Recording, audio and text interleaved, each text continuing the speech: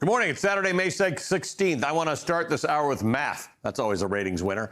The math of the great gerrymandering war of 2026. You know this was triggered by Donald Trump. Republicans trying to rack up extra seats in Congress without having to actually earn any more votes to do so. On paper, I think it's fair to say Republicans are winning. Democrats stand to gain about 5 seats in California, 1 in Utah, believe it or not. But Republicans stand to gain as many as 14 seats across Florida, Missouri, North Carolina, Ohio, and Texas.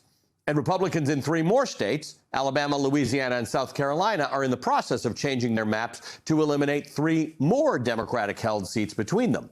If all of that succeeds, Republicans are looking at up to 15 net seats gained. There's a lot of ways to do this math, but think about it as 15 for now. But there's a lot more to this math than maps. For one, the national political environment. Donald Trump and his policies are not popular with the American people, and Republican candidates across the country are going to be on the hook for some of those policies. In a new Reuters Ipsos poll, 41% of registered voters say they'd vote for a Democrat in their district if the election were held today. Now, 41 sounds a little low given how unpopular Donald Trump is, but 41% is a 6-point advantage over Republicans. In that same poll, 36% of Americans approve of Donald Trump's job as president, 63% disapprove, so that's a 27-point deficit. There's also the arrogance of gerrymandering, of believing that voters are not going to care what is done to their districts. They will vote within the expectations of whomever drew or redrew the lines. In fact, one of the 5 Republicans in South Carolina who voted against a redistricting proposal, State Senate Majority Leader Shane Massey, warned that making that assumption could blow up in Republicans' faces. Very candidly, you're going to motivate black turnout. And there will be repercussions for that. Trying to silence a voice is going to result in people wanting to hear that voice. That is especially the case here, where that minority voice consistently represents 40 to 45% of the electorate. There will be repercussions, he says, meaning more people voting. And that would be a good outcome to all of this redistricting stuff. When Tennessee Republicans redrew their map, it sparked massive protests in the state house. Ditto in South Carolina and Alabama. Midterms are known to have lower turnout rates than general elections, but all the outrage over gerrymandering, in addition to other policy issues, may actually end out bringing up more voters in November. Massey also pointed out a mathematical reality of redistricting. When you try to turn 6 Republican seats into 7, to take South Carolina as example, those voters have to come from somewhere else. Trying to go to 7-0, I think, is extremely risky from a political standpoint.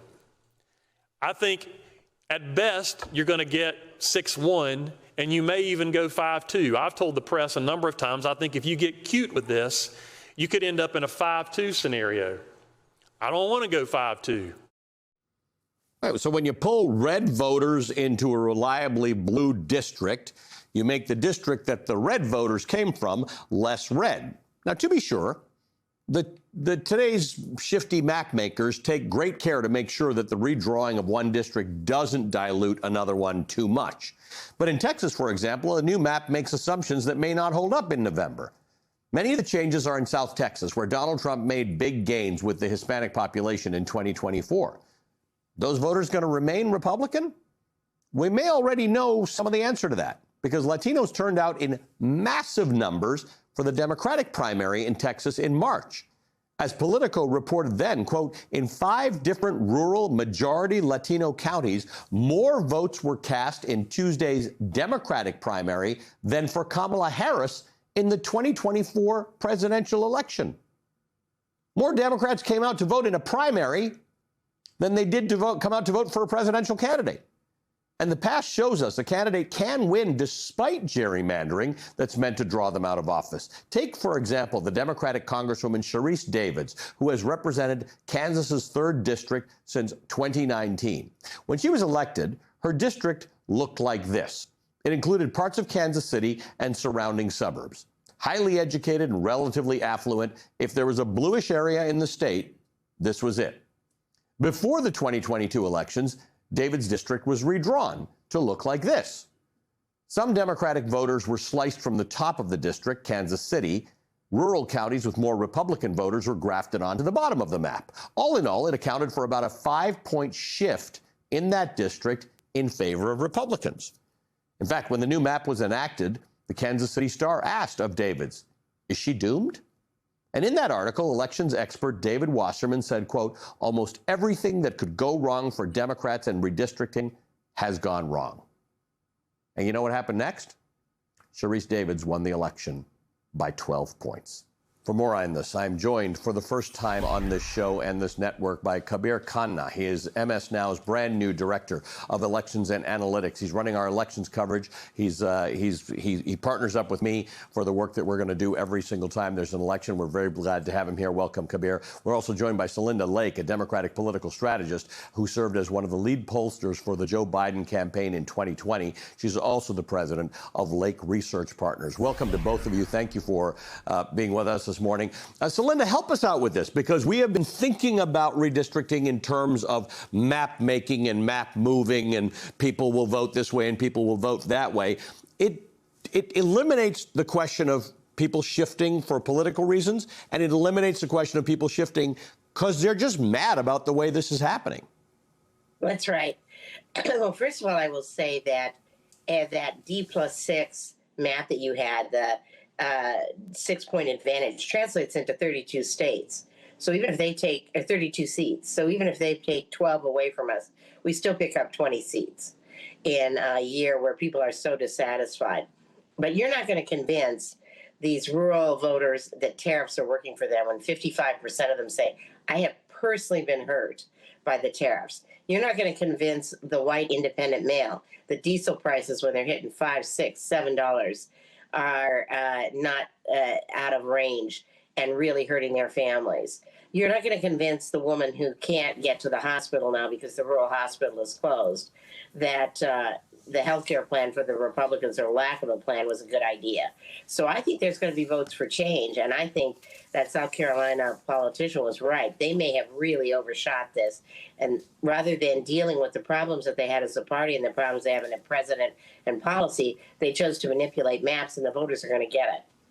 And Kabir, I think you probably share a lot of those views, and I want to get your analysis on it. However, I also want to point out to people that when they look at the popularity versus unpopularity of Donald Trump, it doesn't translate to Congress. It doesn't translate into 67% of people say they'll vote Democratic for Congress and 33% say they won't. Tell me a little about that. Sure. So this is a pattern you'll often see in midterm years. Donald Trump's approval rating is around 40% in the polling. You showed one poll that had the Democrats up 6 points on the generic ballot. There are still a lot of people who are undecided. So actually, as we approach the fall, both parties' vote shares might increase as more people get activated and engage with political campaigns. In addition, a lot of polling right now is talking about registered voters. And what we've seen in many elections since 2024 is that likely voters, or the people who actually turn out to vote, are more Democratic this year. So when you move from registered voters to likely voters, it's very possible that that edge may grow even more. That said, at the end of the day, there are going to be people who disapprove of the job Donald Trump is doing who still won't bring themselves to vote for a Democrat. So, this is a dynamic that we have to keep an eye on throughout the year. And what Democrats are going to try to do is turn this election into a referendum on Donald Trump and his policies, which are relatively unpopular. So, Linda, one of the things that this is happening very aggressively in the South, where there are still remnants of Jim Crow, the runoff system, the fact that you got to get 50% of the vote. These are actually all things that were established to sort of prevent black people from getting elected. What do you make of Massey's comments where he said this could come back to bite us as Republicans because you're going to get a whole bunch of black people who may not have been as enthused about going out to vote in a midterm election who are going to say, you know what, this is the Voting Rights Act. This is what my grandparents fought for and my parents fought for in the civil rights movement. We're not giving this up. Right. I think one of the things that we need to do as a party is get every single young person out and every single African American out. And we've got a lot of wind behind our sails in doing that. There were, in 2024, over 9 million skippers on the Democratic side in battleground states, not just southern states, but battleground states, those voters are coming out. They are very motivated, and the specials have shown the Democratic turnout is at record high. And that's when schools aren't in, and it's during the summer, and it's when it's a primary, not a general. So watch for record high turnout. And if the Democrats do anything, we have to get the young people out, and we have to get African Americans out. And the Republicans just weaponized a major, major tool for us to do that. Kabir, help me understand, because Celinda has talked about tariffs, which refer to agriculture for farmers, and reciprocal tariffs. There's the cost of diesel. All the reasons why people are, from an issues perspective, going to be frustrated with Donald Trump and Republicans. How much of that is a motivating factor that'll help Democrats, and how much are the other issues? The fact that there's a war in Iran that people don't like, that Donald Trump is underwater in terms of how he executes on immigration and affordability. Talk to me about the overlap between issues and voting rights. Yeah, so my sense, or my read of the recent polling on this, is that Donald Trump's main policies in the second term are widely unpopular. And that starts with the fact that he ran a campaign in which he promised to lower the prices of things. And just the opposite has happened. So I think widespread economic discontent and dissatisfaction with the administration's perceived lack of focus on inflation at the expense of other things like a war abroad is really driving his underwater approval ratings. So that's kind of the background. And then on top of that, I think the point you made is correct, which is that as voters perceive the rules of the game being changed and see that they're being drawn into other districts, I do think that will add fuel to the fire in terms of engaging people and driving turnout. It's a long-standing dynamic in midterm years that the party out of power tends to be more motivated to show up, and you'll see that differential turnout. Well, it's very possible that that gap is going to get even wider as we get into the fall. I will note one caveat, however. So when it comes to South Carolina, for example, and many of the other maps that are being redrawn, the map makers are trying to draw them in a way that they will be robust to this kind of engagement. So most of the districts in South Carolina, for example, were carried by Donald Trump by double-digit margins. So if that state legislator is really worried that those seats might flip anyways, he is anticipating a massive wave and a massive groundswell and shift to the left this year. We'll have to see how that materializes. Celinda, let me ask you about the places where in the last year we have seen in special elections and in off-year elections, Democrats have outperformed. They either win by more or they lose by less. In many cases, those win by more or lose by less have been candidates who do not represent the traditional face of the Democratic Party. The Democratic Party itself is putting a lot of effort and backing into incumbents and traditional candidates who are facing challengers. Some might argue that this is a progressive versus moderate fight. I tend to argue that it's a fighters versus folders fight. The Democratic Party is still controlled by folders. Well, I think that there are two things. Number one, you can't beat something with nothing.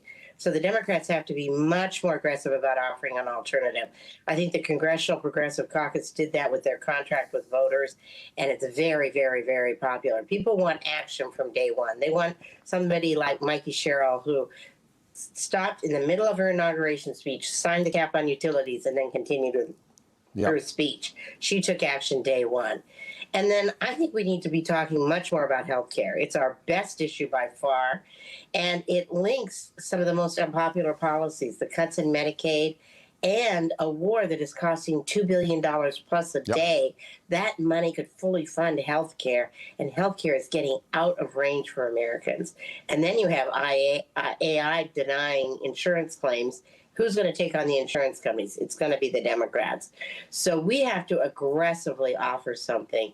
But I think we have a tremendous field of candidates, lots of new faces. My favorite group is the Hellcats, the women veterans who formed together in the Hellcats.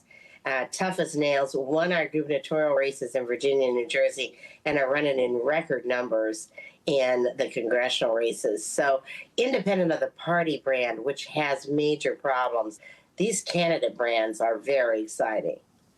I appreciate you kicking us off this morning. We appreciate your analysis. Kabir Khanna is MS Now's Director of Elections and Analytics. Celinda Lake is a Democratic strategist and the president of Lake Research Partners. Thank you to both of you this morning.